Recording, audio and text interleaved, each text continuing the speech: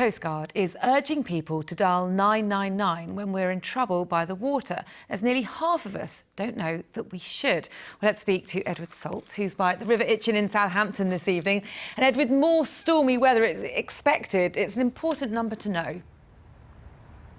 It certainly is, Anjani. Yeah, strong winds that we saw overnight on Tuesday saw the container port here in Southampton close for 15 hours.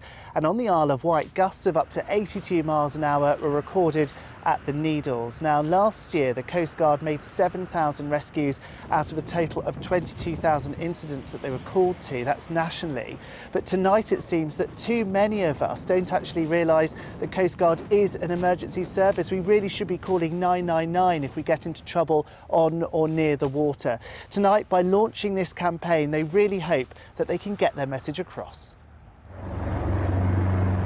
A dramatic rescue in Weymouth in 2017 when 13 people, including an 11-week-old baby, got stuck up the Jurassic Skyline attraction for 7 hours. Not good, it shakes you up a bit, yeah. The Coastguard was called to winch those trapped to safety after a mechanical issue meant the capsule broke down 121 feet in the air.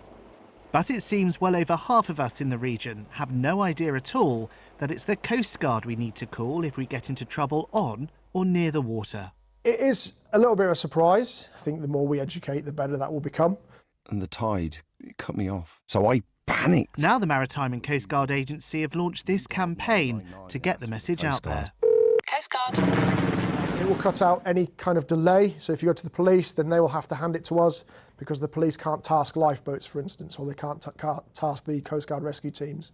So they'll come to us and then we have that direct access to these resources. If you're ever in trouble, either along the coastline or, on the beaches, we'd rather you call than not.